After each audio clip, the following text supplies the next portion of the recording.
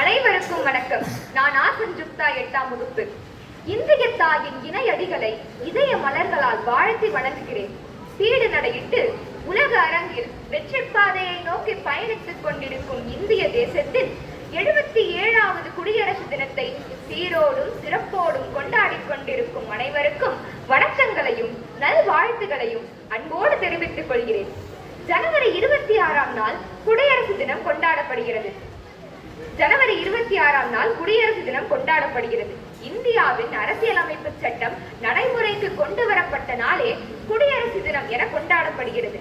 இந்த குடியரசு தினத்தின் சிறப்பு இந்தியாவின் தேசிய பாடலான சுதந்திர போராட்டத்தில் சக்தியாக விளங்கிய வந்தே மாதரம் என்ற பாடல் 1875ஆம் ஆண்டு ஆனந்த் மத் எனும் நாவலில் பங்கிம் சந்திர சட்டோபாத்யாய் என்பவரால் இயற்றப்பட்டு 150 ஆண்டுகள் நிறைவடைந்து விட்டதை கொண்டாடும் விதமாக அமைந்துள்ளது.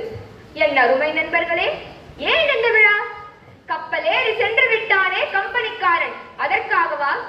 துவட்டு கிடந்த நம் தோள்களிலே பாரத மணிக்கொடியை தூக்கி பிடித்திருக்கிறோமே, அதற்காகவா?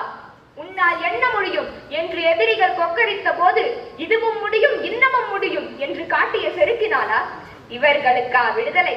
ஆள தெரியுமா இவர்களுக்கு என்று ஆர்ப்பரித்தானே வின்ஸ்டன் சர்ச்சில், அதற்காகவா? எதற்காக? மக்களால், மக்களுக்காக, மக்களாலேயே தேர்ந்தெடுக்கப்பட்டவர்கள் ஆளும் ஆட்சிதான் மக்களாட்சி என்ற ஆப்ரஹாம் லிங்கனின் தத்துவத்தை பின்பற்றி உலகின் மிகப்பெரிய ஜனநாயக தேசமாய் வளர்ந்திருக்கிறோமே நாம், அதற்காகத்தான். அடிமை வாழ்வு வாழ்ந்தோம், எல்லா வளங்களும் சுரண்டெடுக்கப்பட்டு சக்கையாய் நின்றோம், ஏகலைவனாய் ஏற்றம் பெற்று இப்பொழுது இழந்து நிற்கிறோம் நாம். ஆம், 76 ஆண்டுகள் நிறைவடைந்து விட்டன. நம்ப முடிகிறதா? மேலோர்கள் வெஞ்சிலையில் வீழ்ந்து கிடப்பதும் நூலோர்கள் செக்கடியில் நோவதும் காண்கிலையோ? தண்ணீர் விட்டா வளர்த்தோம் சர்வேசா, இப்பயிரை கண்ணீரால் காத்தோம், கருக திருவிழமோ என்றான் பாரதி.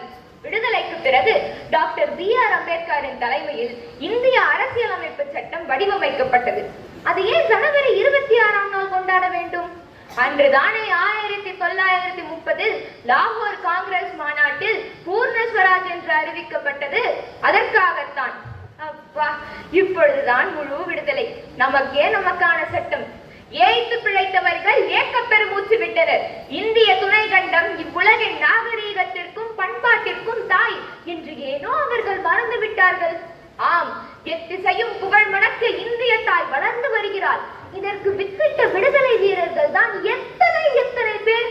கத்தியின்றி ரத்தமின்றி யுத்தமிட்ட மகாத்மா காந்தியும் இந்திய தேசிய ராணுவம் அமைத்து பரங்கேரை விரட்டி எடுத்த நேதாஜியும் நம் கண் முன்னே நிற்கிறார்கள்.